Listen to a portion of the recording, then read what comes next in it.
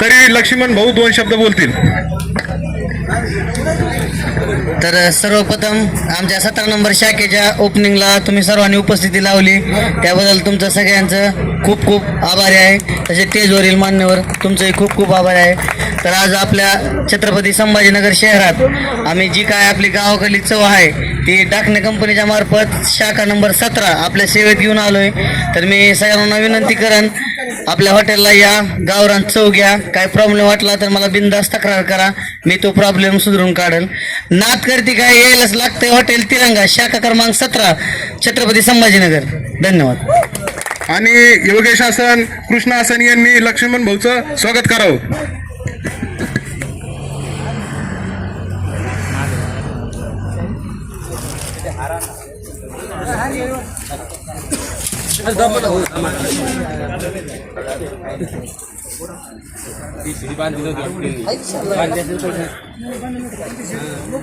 मोकळी नाही काय, मोकळी बांधायला पाहिजे, पाईपला बांधलं पाहिजे.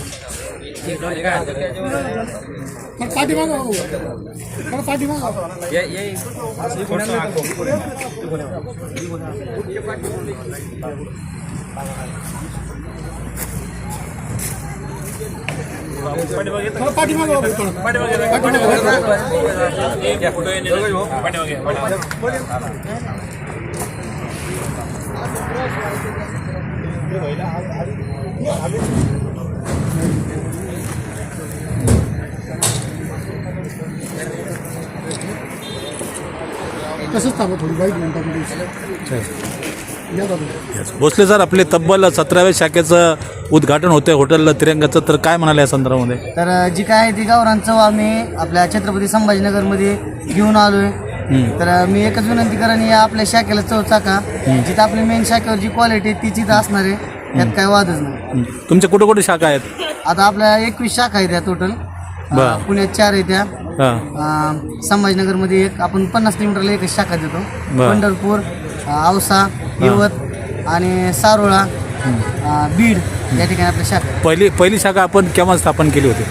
पहिली शाखा 4 महिने झालं चालू करून पंढरपूर येते. आणि आपली मुख्य शाखा 6 वर्ष झालं चालू करून. आपल्या हॉटेलची मुख्य चव कोणती राहणार आहे? एकदम गावाकडली पद्धत, जी काय आपण घरगुती बनवत होतो पहिलं, एखाद्या देवदेवाचा कार्यक्रम असल्यावर कसं कंदुरी टाईप बनवत होतो, तसं जेवण मिळून चुलीवर.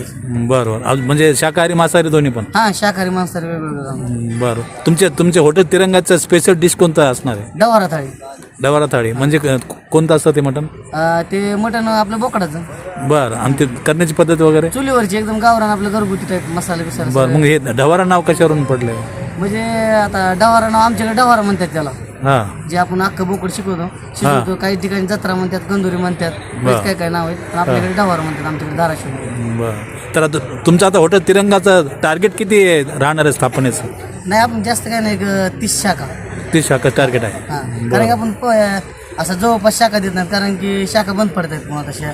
आणि जे शाखा मला काही त्यांना भांडवल लावून काही फायदाच नाही ना. एक आपल्या विश्वासावर भांडवल लावतात, मग ती आपल्या विश्वासावर तडा जाऊ नये म्हणून आपण 50 किलोमीटरचं अंतर ठेवलं. बरोबर. एका शाखेपासून 50 किलोमीटरच्या आसपास आपण शाखा देत नाही.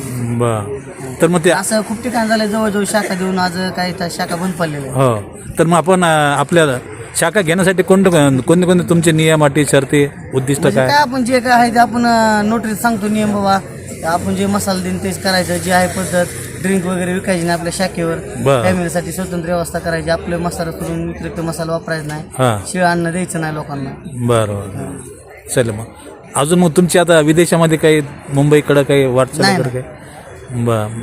मुंबईमध्ये शाखा केली? मुंबईला चालू आहे, पण इकडे विदेशामध्ये बनला. बरं. चल ठीक आहे. चल. मुख्य शाखा कुठे आहे आपली? धाराशिव, बार्शीपासून 7 किलोमीटर अंतरावर. बरं, ठीक आहे. चल. हां, नात करते काय, यावंच लागतं. हॉटेल तिरंगा शाखा नंबर 17. बरं. छत्रपती संभाजीनगर. काय नाव तुमचं? कृष्ण डाकणे. तुम्हीच का प्रोपरायटर? तर आता तुम्ही तुमच्या ऑर्डरचं कोणते तुम्ही स्वादिष्ट भोजनाची व्यवस्था केलेली, कोणते डिशेस आहे तुमचे? सर गावरान पद्धतीनं बोकडाचं मटण जसं मेन शाखेवर शिजतं बनवतात, तसंच आपल्या शाखेवर पण बनणार आहे. आणि तीच चव इथं पण मिळेल. म्हणजे पूर्ण मसाला वगैरे तिकडनं तुम्हाला सप्लाय होणार आहे? सर्व मसाले मेन शाखेचे असतात. बरं, ठीक आहे. चला. तुमचं नाव सांगा. कृष्ण टाकणे. ठीक आहे. बोलता ना. हां आज हॉटेल तिरंगाच्या 17व्या शाखेच्या उद्घाटनानिमित्त लक्ष्मण भोसले या ठिकाणी आलेले आहेत. हां टाकणे परिवाराच्या प्रयत्नांना यश लाभो. बरं हे हॉटेल मोठ्या संख्येने इथं गर्दी होऊन चालू तिची छोट्याने प्रार्थना करतो. आपल्या सर्वांच्या शुभेच्छा सरपंच सर्वांच्या आमच्या शुभेच्छा टाकणे परिवाराचं काय मिळेल. चल ठीक आहे. काय आव्हान करणार पब्लिक? या एकदा चव घ्या. गावरा मटण म्हणले तसं आता आजकाल गावरा चव घ्या. काउंटर लावतो म्हणा. गणपती बाप्पा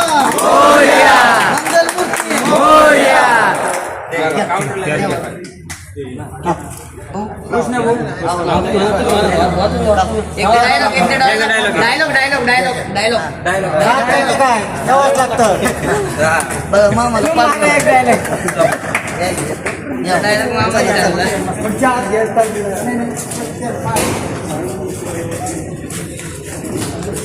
यायचे त्यांच्या देखील सत्कार होणार आहे. रवी भाऊ सूर्यनारायण यांनी देखील स्टेजवर यायचं आहे. त्यांचा देखील सन्मान होणार आहे.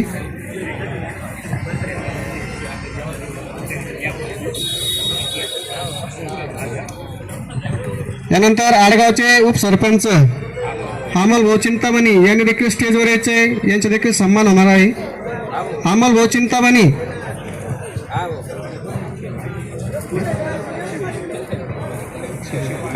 अक्षय भाऊ घोले यांनी देखील स्टेजवर यायचे. यांचा देखील सन्मान होणार आहे.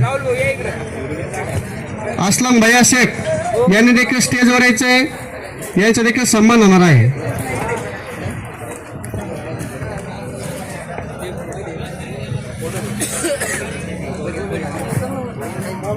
नवनाथ बोबडे यांनी देखील स्टेजवर यायचे.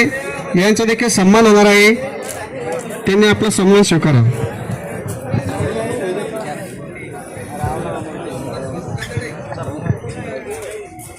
गजू बोटीगोळे यांनी देखील स्टेजवर यायचं आहे. यांचा देखील सन्मान होणार आहे. गजू बोटीगोळे.